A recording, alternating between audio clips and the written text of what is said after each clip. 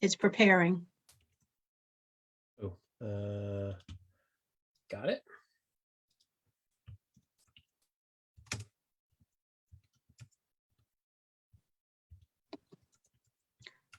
Welcome, Neill. Hello.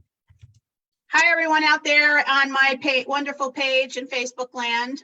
This is Neill Seltzer from MindPrint, and he is teaming up with us at Tutor Doctor land to give us a really amazing MindPrint assessment. We're going to talk about a little what that is. And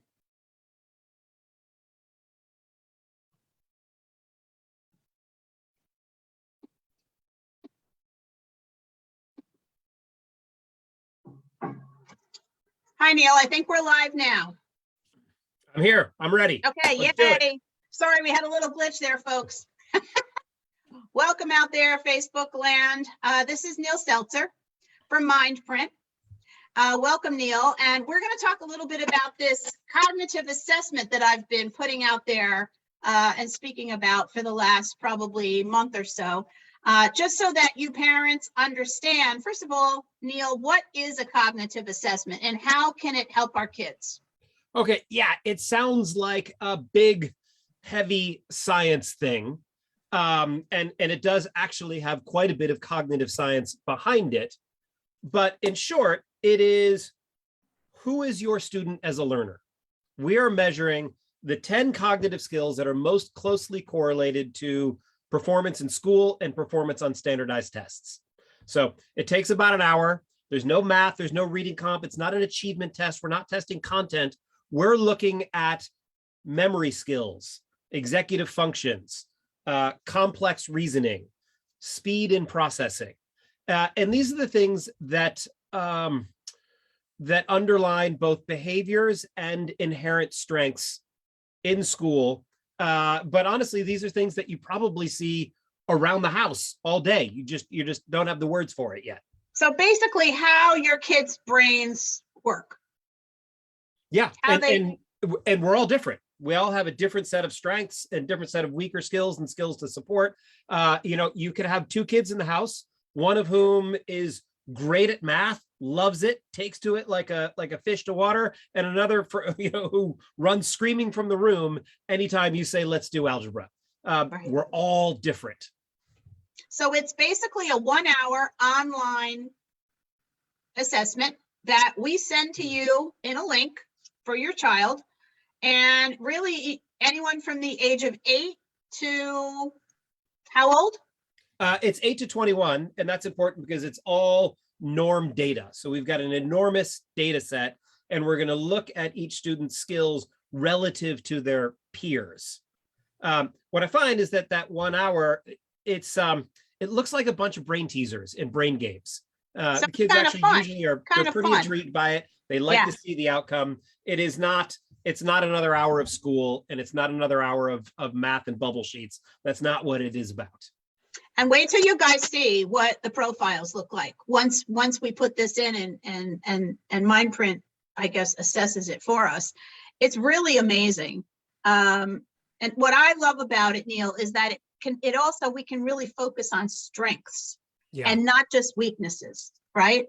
Yeah, well, that's critical. And first of all, what I get a lot of when talking to parents is these moments of like, oh, yes, like that's exactly the way he is.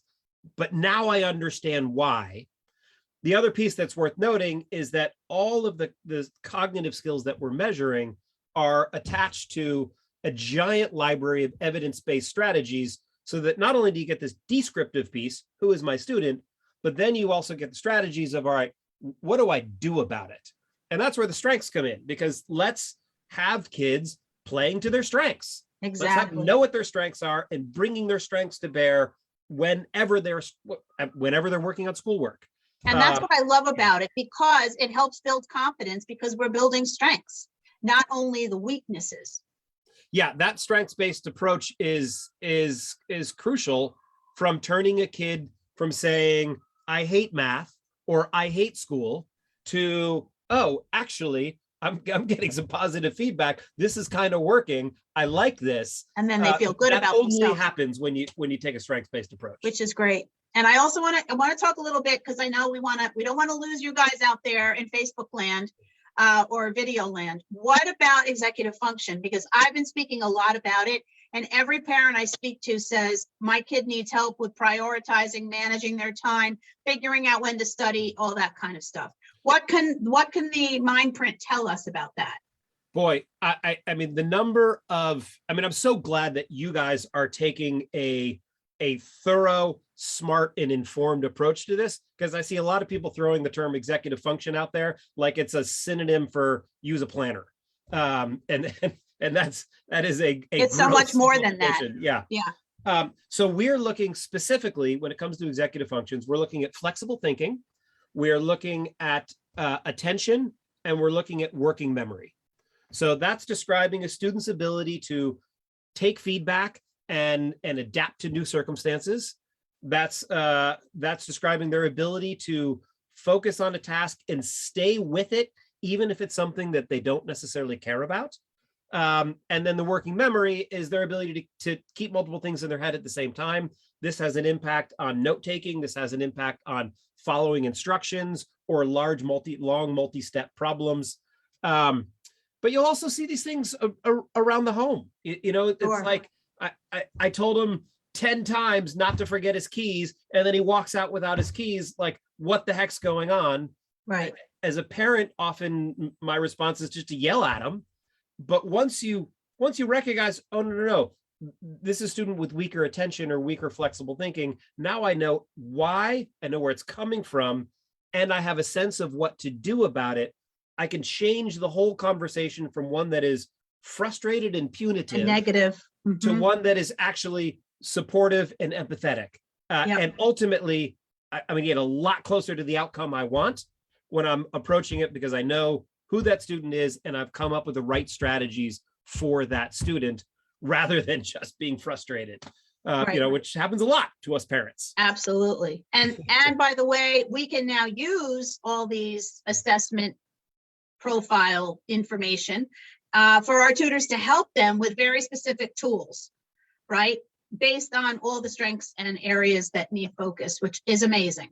Well, let's think about how you'd approach tutoring a student without these insights. And your only option really is to show up. And if you're a super smart, experienced, and intuitive tutor, even them, you got to do it through trial and error. You got to learn. You got to learn about the kid. Sessions to figure out who's the kid, what's working, what's not working. And there's a couple problems with that. One, it takes a lot of time. B, it's expensive because tutoring is expensive. But C, if you start down a road with a student, starting with strategies that aren't helping, not because they're bad strategies, but because they aren't the strategies that particular student needs, you're going to lose that kid. If someone tries to make me, underline all the info in the passage, which is a great strategy, like it's not for every kid, because that's not the strategy that I need. Right. And, you got an expensive tutor, a smart tutor coming in, but the kid tunes out because it's not making the kid's life any easier. And of course they tune out. You're going to lose that kid. And so that's why knowing before you walk in, right strategy, right kid, right time, so that you can hit the ground running, it makes the difference with buy-in, makes the difference with outcomes, makes the difference with consistency, because all kids are different. So you can't have tutors tutoring the same way for all kids. Absolutely. That's not what one-on-one is all about, right? And that's not what we're about, 100%. We mentioned earlier a little bit about, the kids like working from their bed now since COVID land. What are your thoughts on that?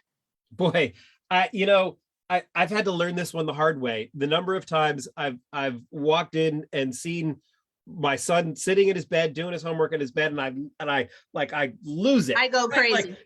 Stand up, sit down. This is not what schoolwork is supposed to look like. Yep. But what I've learned actually is that I have 3 kids. One kid, he's fine, and it's okay. In fact, he's more comfortable there. And there's no sense in fighting that battle, because by making him get up and work somewhere else, I'm actually not making anything better. I'm just, and he's able to focus and not get distracted. He can do it. His My other kid, chatting or forget whatever. about it. Yeah. So his older brother, needs to be at a desk, sitting up. He's got weaker attention, so remove the distractions, regular breaks. If I let the other one sit at the bed, he'd be slouched down, his attention be going everywhere. Doesn't work. So different kids, different needs. Knowing when to push and when not to push is part of knowing who the student is. This is right. We start with this all the time. Is it a can't or is it a won't?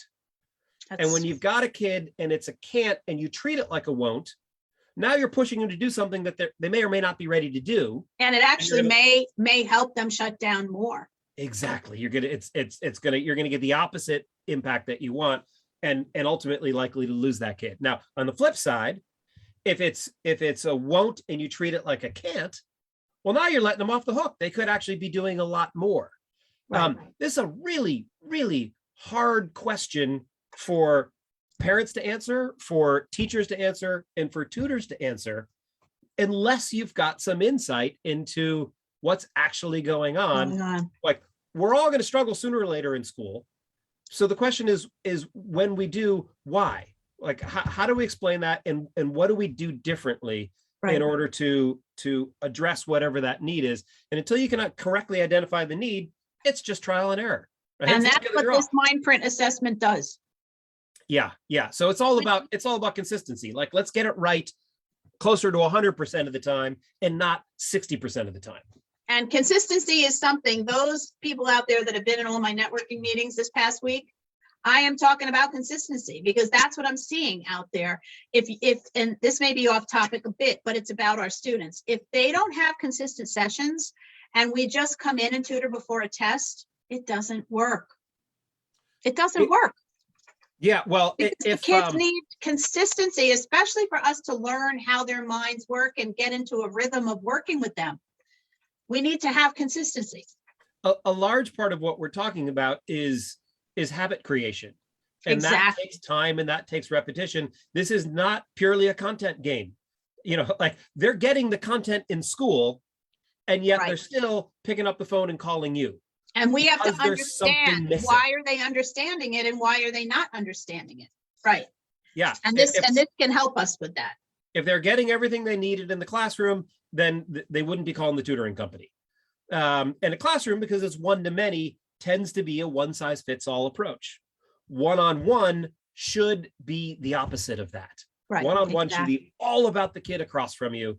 The old poker analogy: play the player, not the cards. Right? Let's figure out who the kid is. Let's have differentiated instruction for that particular kid, because that's actually probably what they're not getting in school. And that's where we can come in and add unique value. That's great. And those of you out there that know me, and many of you do know, what am I about? I'm all about the kid. And every kid is unique and every kid is different. And that's why I feel so strongly about this assessment. We're offering it at a special rate right now, $99. If you are a long-term customer of ours, I will give you a break. So, and I know we've had a lot of interest since I've had it, talk about it. There's a big article we've written on Bergen County moms. Go take a look, let me know. But I want to just briefly, before we go, talk a little bit about how, if we give this to a 9th or 10th grader, how can we tell how their minds work better for one SAT or an ACT? I think that's amazing. Well, so as it turns out, the cognitive skills that we're measuring correlate with remarkable consistency to SAT and ACT scores. Now, there are a lot of kids who are going to be fine either way, but there is a subset of kids for whom one test is clearly better than the other. There are some specific things driving that around the design of the test. They're not interchangeable. And so, just from the sheer point of outcome, of efficiency, and, for God's sake, let's do it the easy way and increase the chances of getting the great outcome. Like, pick the right test for your kid. Exactly. And taking a full-length SAT and a full-length ACT is time-consuming. It's got no pedagogical value because you haven't taught them anything yet. And it doesn't actually answer the question. Just because you did well on one versus the other, because you took a full length on Saturday and a full length on Sunday, the kids with the weak attention, let me tell you, they're burned out by Sunday. There's lots of false positive and false negative. And we may come out with the same outcome for both tests. That's happened a lot too for my kids. It is not an objective measure. it doesn't answer the question. So And we're going to do it instead in of 1 hour. We're spending- going to do it with science. And instead of spending 6 hours, 6 to 7 hours, you know, we could do 1 hour. And next time I come on, I want to show you guys one of these SCT and ACT assessment reports, because I just think it's amazing. And I'm a big fan. I'm going to be talking about it with all of my kids and family. That, the SAT and the ACT and their ability to project potential scoring ranges, to figure out which sections they should be strong on, that is a lovely byproduct of the assessment. So everyone takes the same 1 hour assessment. It just so happens that we can generate that from the assessment. But even for the ninth grader, especially for the ninth grader, the eighth grader, the seventh grader, the real value is, how do we create an informed, self-directed learner who knows what he or she needs in order to be successful and knows the strategies that are gonna work for him or her. Let's start there. It just so happens that once we have that data, we can also project SAT and ACT scores. So that's a nice plus to have. But It's really, it's an amazing plus. Jessica, it's about the kid, right? It's about the kid. Yeah. Well, thank you so much, Neill. And I hope that people are leaving chats, questions, whatever. You know, you can always call in, set up a call with me. I can always get answers that I don't know from Neill, because we're all learning about this, because it's new for us anyway, and I love it. And thank you so much for joining us. Thank you. And that's an amazing offer. Everyone should do this. Like, this is your kid. Let's know what works. Like, don't wait on this one. Thanks. All right, everybody. Talk you. to you again. Thank you, Neill. Take care. Bye all.